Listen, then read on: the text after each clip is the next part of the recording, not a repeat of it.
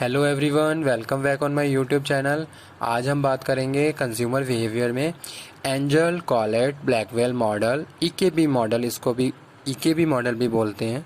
ठीक है, यानी कि Engel Kollat Blackwell EKB stand for Engel Kollat Blackwell model. EKB model is dynamic in nature. EKB model क्या है? डायनामिक है नेचर में। तो चलो इसका कॉन्सेप्ट स्टडी कर लेते हैं। ईकेबी model developed in 1968 after Nicosia model. How consumer exposed to purchase. इस मॉडल में बेसिकली किसकी बात की गई है? इसमें बात की गई है कि कंज्यूमर किस तरीके से एक्सपोज करता है जब कुछ भी परचेज करने की डिसीजन मेकिंग करता है। ठीक है, the EKB model of consumer behavior was originally designed to serve as a framework for organizing the fast growing body of knowledge concerning consumer behavior.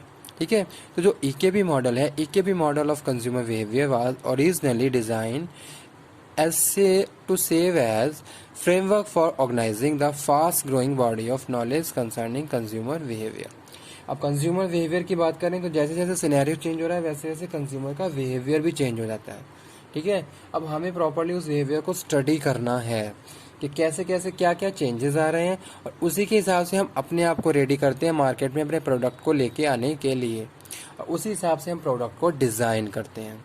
ठीक है, तो वही चीज़ यहाँ पे लिखी हुई है, organising the fast growing body knowledge of concerning consumer behaviour. EKB's problem solving and learning model of consumer behaviour. EKB क्या है? EKB क्या है? प्रॉब्लम सॉल्विंग और लर्निंग मॉडल है किसका?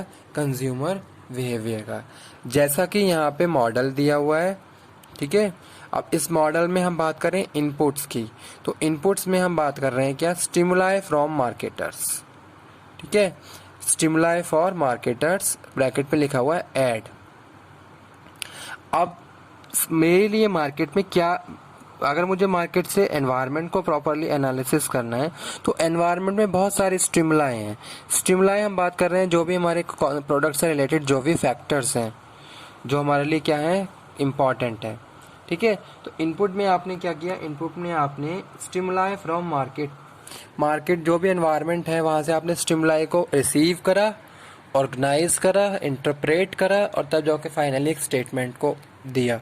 ठीक है, तो वो यहाँ पे हम बात कर रहा हूँ EKB मॉडल में। फर्स्ट है इनपुट में मैं बात कर रहा हूँ उन स्टिमुलाई की जो मार्केट में मेरे से रिलेटेड है, या फिर मेरे प्रोडक्ट से रिलेटेड है, मेरे कस्टमर से रिलेटेड है। ठीक है, स्टिमुलाई फॉर मार्केटर एड्स, जैसे कि हम यहाँ बात करते हैं एडवर्टीजमेंट्स की। सेकंड है इंफॉर्मेशन प्रोसेसिंग। इंफॉर्मेशन फिर हम क्या करेंगे? इंफॉर्मेशन प्रोसेसिंग करेंगे। जैसे आप एक्सपोजर कर रहे हो, अटेंशन दे रहे हो, कॉम्प्रहेंशन है, एक्सेप्टेंस है, रिटेंशन है। ठीक है, तो ये सारी चीज़ें क्या है? इंफॉर्मेशन प्रोसेसिंग है। एक्सपोजर, अटेंशन, कॉम्प्रिहेंशन, एक्सेप्टेंस और रिटेंशन। उसके बाद जो नेक्स्ट स्टेज है वो क्या है? Decision process. ठीक है, आपने इंफॉर्मेशन के लिए बहुत सारे एक्सपोजर लिए, उसके बाद डिसीजन, प्रॉब्लम रिकॉग्नाइज करोगे, सर्च करोगे, इवेल्युएट, अल्टरनेटिव्स को इवेल्युएट करोगे, चॉइस, परचेज की बात कर रहे हैं, और आउटकम में सेटिस्फैक्शन और डिससेटिस्फैक्शन। तो स्टूडेंट्स, एक तरीके से जो ये थर्ड पॉइंट है ये एक डिसीजन मेकिंग का प्रोसेस भी है। सेम यही प्रोसेस है डिसीजन मेकिंग का। पहले आपको प्रॉब्लम को रिकॉग्नाइज करना है, उसके बाद आपको मार्केट से इंफॉर्मेशन सर्च करनी है, एनवायरनमेंट से इंफॉर्मेशन सर्च करनी है, और आपके पास फिर क्या है? अल्टरनेटिव इवेल्युएशंस आ जाएंगे, आपको उनको इवेल्युएट करना है। ठीक है, उसके बाद फाइनली किसी एक के लिए चॉइस, पर फिर उसको आपने परचेज कर लिया, और परचेज करने के बाद आपका पोस्ट परचेज बिहेवियर यानी कि सेटिस्फैक्शन और डिससेटिस्फैक्शन। ठीक है, उसके बाद हम बात कर रहे हैं डिसीजन वेरिएबल्स। डिसीजंस वेरिएबल्स में हम बात करें, decisions variables is influenced by the beliefs, motives, lifestyle, attitude और इंटेंशन। तो आपके क्या बिलीफ हैं, आपके क्या मोटिव्स हैं, क्या आपका लाइफस्टाइल है, एटीट्यूड क्या है, इंटेंशन क्या है आपकी।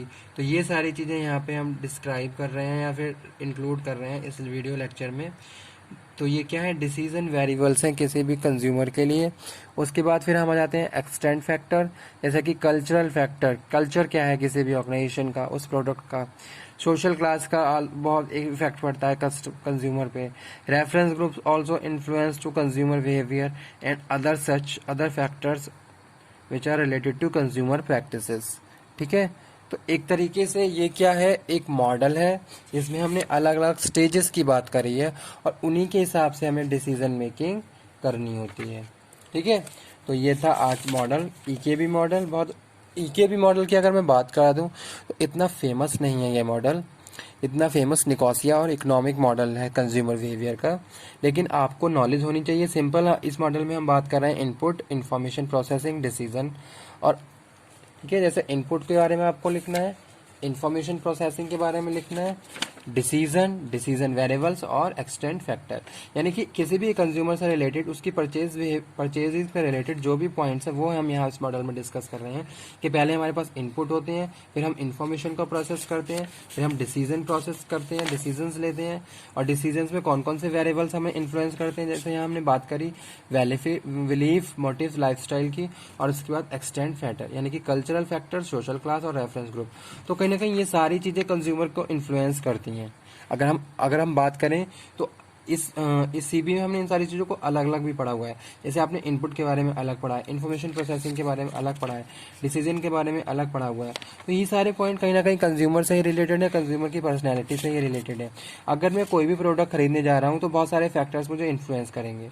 ठीक है, पहले तो मैं क्या करूंगा, खुद मार्केट से जो भी एनवायरनमेंट है वहां से स्टिमुलाई को गैदर करूंगा, ऑर्गेनाइज करूंगा, रिसीव करूंगा, ऑर्गेनाइज करूंगा और एक स्टेटमेंट दूंगा। ठीक है, उसी के साथ फिर मैं क्या कर रहा हूँ, इन्फॉर्मेशन को प्रोसेसिंग की बात करें तो इन्फॉर्मेशन प्रोसेसिंग हो रही है, जहाँ मैं एक्सपोजर बात कर रहा हूँ, मैं अटेंशन दे रहा हूँ, मैं कॉम्प्रीहेंशन हूँ, मैं एक्सेप्टेंस हूँ, मैं रिटेंशन कर रहा हूँ इन्फॉर्मेशन को। ठीक है, जैसे सपोज आप वॉक पे जा रहे हो तो वहाँ आपने बहुत सारी इन्फॉर्मेशन वहाँ से स्टडी कर ली, आपने अटेंशन एक्सपोज किया, आपने अटेंशन दी, आपने कॉम्प्रीहेंशन किया उसको, फिर आपने उसको एक्सेप्ट किया और रिटेन भी कर दिया। तो इस तरीके से ये सारी चीज़ें हमारे माइंड में चलती हुई रहती हैं। उसके बाद हम बात कर रहे हैं डिसीजन प्रोसेस की, कि डिसीजन क्या प्रोसेस है। ठीक है,